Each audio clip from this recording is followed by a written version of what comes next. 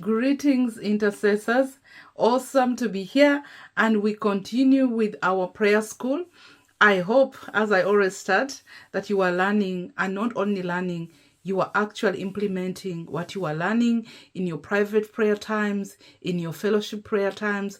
I hope that the knowledge that you are learning is a knowledge that is empowering you to become a child of God who has such a zeal and understands the importance of prayer. So as we start, let us quickly dedicate this time before the Lord. Father, we thank you, we bless your holy name, and we invite your Spirit to come teach us, lead us, revive us, give us such a fire and a zeal to go back to our prayer altars and just revive our prayer altars. In the name of our Lord Jesus Christ we pray. Amen and amen. I am Pastor Connie, and today we will be looking at session 30, Rebuilding the Altar of God, and today is our part 3. I want to encourage you, if you just stumbled on this, go back and check this same network and study the Rebuilding of Altars part 2, part 1, and it is going to give you a full view, because I'm just continuing from part 2. Today it's going to be part 3. Now with part 3, we want to continue talking about our prayer altars and its purpose. So prayer altars and its purpose. So as we have seen from scripture, and that regarding what we saw in part 2, prayer altars continue now as spiritual fulfillment of physical pattern given in the Old Testament. Indeed, in the Old Testament, temple is a copy and a shadow of the heavenly, as seen in Hebrews chapter 8. All Old Testament references to altars are useful in giving us spiritual principles and patterns for prayer altars today. Now, if you go back to the notes that we have been studying, we did give an example of the temple, the altar, that God gave a certain pattern, and he gave for the Old Testament and how the children of God were supposed to put up these altars. Part 2, we looked at the different types of altars that we saw that were erected up. We saw monuments. We saw such different type of altars. But remember, we concluded by saying God in the New Testament has actually made every child of God to be a temple that carries his presence. We no longer have to go to a physical temple to carry the presence of God. We, as children of God in the New Testament, filled by the fire and the presence and the Spirit of God, are now those that specifically carry the presence of God. Hebrews chapter 8 and verse 5 talks about the pattern of which we can see as overshadowing in the heavenly sanctuary. For when Moses was about to erect the tabernacle, he was warned by God, saying, "See to it that you make it all according to the copy which was shown to you on the mountain." The prayer altar is a lifestyle where we draw the presence of God and push back spiritual darkness to see transformation come into lives and into our land and into our city and nations and families. Now, the prayer altar is a place of adoring, listening, turning, agreeing, and a place of reviving. It is a spiritual gateway where heaven comes to earth, and where angels ascend and descend, and miraculous transformation takes place. Remember what I said in the first part of Rebuilding Altars? We talked about an altar being a place of invoking the presence. So remember, it can be us invoking the presence of God, but it can be also those on the enemy's side invoking the presence of the enemy. It is my prayer that we as children of God can invoke the presence of God in our families, so that our families can transform our cities, and so that the cities can transform the nation. It is a pattern that has to move. You cannot transform a city unless a family unit has been transformed. You cannot transform a nation unless cities have been transformed. So we can see here the prayer altar is a place. The building of a prayer altar is not a program or a prayer meeting.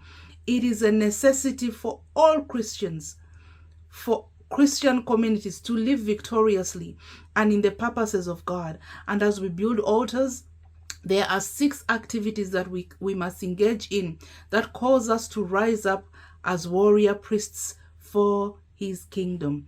Number 1, we must saturate in the word of God. Number 2, we must be transformed by the presence of God. Number 3, we must be refined by his fire. Number 4, we must operate in the Spirit of God. Number 5, we must nourish lives and land. And number 6, the glory of God must come down. This journey happens in our daily private altars times, but also spills over our daily life. Personal prayer altars transform us first. Family prayer altars transform our families. Workplace altars transform our workplaces. Community altars transform our communities, such as our church, and national altars transform our nations by ushering in the presence of God and pushing ways back for the darkness. So these are very important keys that I'm quickly going to bring down. Prayer altars must be engaging. Prayer altars engage us in God's presence and seeking his face and not his hand through deep times of soaking in his word, deep hallowing of his name, deep repentance and consecration, and deep intercession, spiritual warfare and declaration. So prayer altars are engaging. Prayer altars are also very strategic. We have to understand that prayer altars bring all the elements of spiritual disciplines together under God's big purpose and brings us to a place of being part of God's united network in our nation and in the nations. It is claiming back our legal right to carry on God's original plan for every nation to come into their prophetic destiny. Now you can see Acts chapter 17, verse 26 to 27 as reference. Prayer altars are transforming.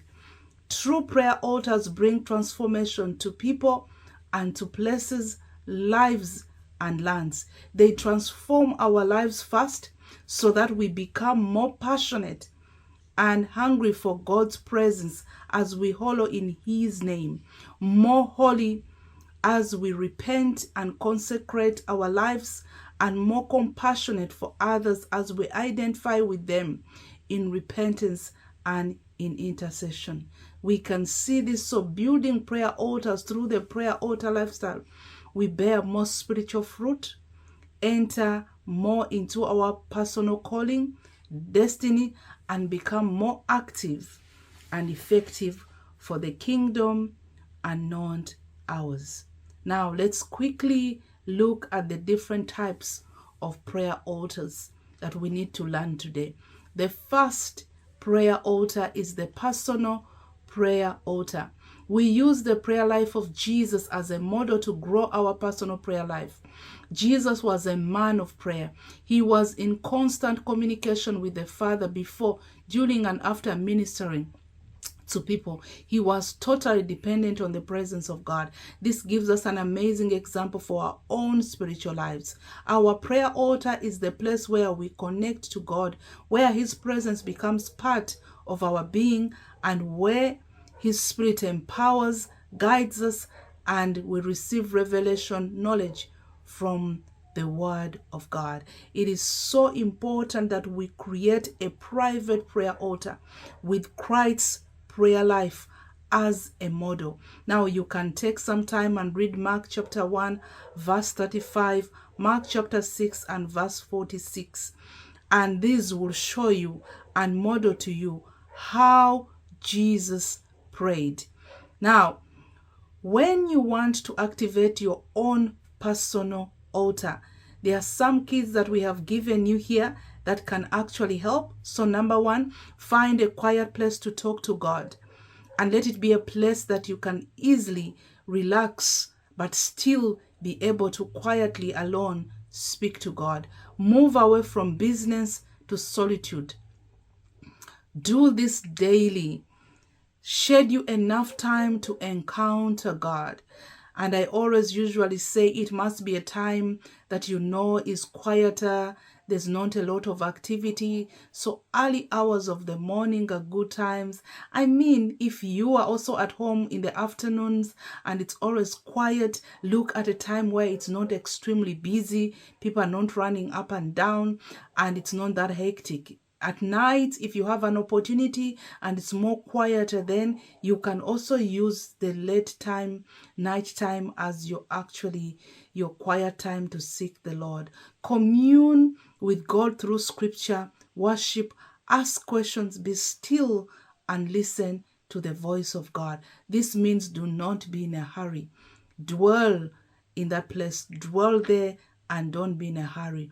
Record what you hear in a journal. Write keywords, scriptures, visions, dreams, impressions, etc. Discipline the faculties of your body and soul to respond to the Holy Spirit. And this is so key. You can spend your private, personal time of prayer, which can be done well. Give it time. But when your body and your soul refuses to respond to the Holy Spirit, discipline yourself to be quiet, discipline your body and your soul to actually be attentive to the Holy Spirit. You are the one who disciplines these two. They don't discipline themselves. I always say our soul and our body is like a child. They have to always be put in line in order to align to what you want. The second altar is the family altar. Healthy, godly, praying families is the call to bring transformation to communities and nations. The only way that we can safeguard the next generation from the influence of darkness is to create a safe home environment in which they can grow up. A place where they can connect with the presence of God before they connect with all the world can offer. Prayer guided by the Word and the Holy Spirit is the most potent weapon that believers have against demonic agendas in schools, universities, and in the workplace. When we develop a discipline as a family to pray and intercede together, we will build an effective shield of protection around our families. This opened the way to establish a delight in the fear of God in our families and to the different dimensions of the Spirit of the Lord. And you can look at Isaiah chapter 11 verse 2 to verse 3. It is so key that we understand the family altar. I remember when I got such a revelation about this. So for my family, we have our family time where we actually pray together. And the best, awesome time is when we sit all of us together and we just start talking about what God has done the last week. And we start just everyone sharing what God has done. And I remember this week my son was sharing, and that was this last week, he was sharing how he was able to share the word of God and lead a friend of his to the Lord. And I was so amazed by how God is using our kids. But I want to say to you, this did not start in a day. It started by the time we have together in our family time. We pray together. We are able to share the word and the challenges. And you know what? We are also able to bounce on each other what everyone is struggling with and how we can actually get to support each other. But we also put an edge of covering and prayer upon our kids, upon our lives. And I always emphasize to my kids, you are vessels where you are going. You are God's vessel. So be attentive to what God is doing. The next altar is the church or city altar. Now, the word church is translated from the Greek word ecclesia. It simply means those who are called out, primarily a symbol of citizens following Jesus that are assembling in a public place to worship God. It is also a meeting anywhere in a city, town, village, place to constitute a company united into one body. This means that if two or more or three Christians meet in agreement to pray in alignment with heaven to declare the kingdom, then they constitute and will yield the authority called the church. The church can bring and should bring in unity the kingdom of God to be declared in the city. And you can read scriptures about that, Matthew chapter 18, verses 18 to verse 20. So this is a call not only limited to church meetings or prayer meetings, but where two or more Christians gather in his name, they can bring change in your office, school, courtroom, boardroom, police station, clubs, pubs, prayer walks in communities, name it. This is God's kingdom strategy to take regions, cities, towns, places for him. Now in our city, we have areas whereby Christians are coming. I remember this Saturday, it's a call for all Christians to go to the beach and pray for the city in unity. And I know that is not the only initiative. There are so many initiatives, but child of God, let's get into these initiatives. Let's join in with unity and let's call the presence of God. If you are doing a prayer walk, maybe you are exercising every Saturdays.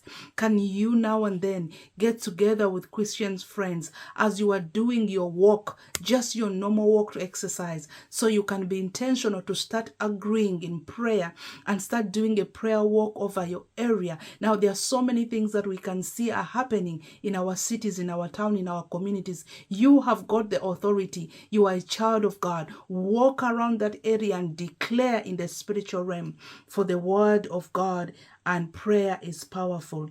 The next one is the national altar, where God's people answer the call to corporately humble themselves, pray, and seek God's face for the forgiveness of sins, abominations in the land, where we corporately cry out for mercy and outpouring of the Holy Spirit. And this is the national altar. We gather together as a nation to pray out of obedience to the call of God to be a house of prayer for all nations. The corporate unity before God's throne activates his commands, blessing over a nation. You can see that in Psalms 133. So every Tuesday at 7:30, we come together corporately. That is what we call a national altar. And some, I do believe, are not from South Africa that are joining in, but they are also standing on behalf of the nations where they are. That is what we call a national altar, when we all come together from different towns, cities, nations, provinces, states, and we all in agreement pray. It is powerful. It is an altar that touches nations. So in summary, personal prayer altars transform our personal lives. Family prayer altars transform our families. Church prayer altars transform our church. Marketplace prayer altars transform our workplace. And national prayer altars transform our nation. God bless you.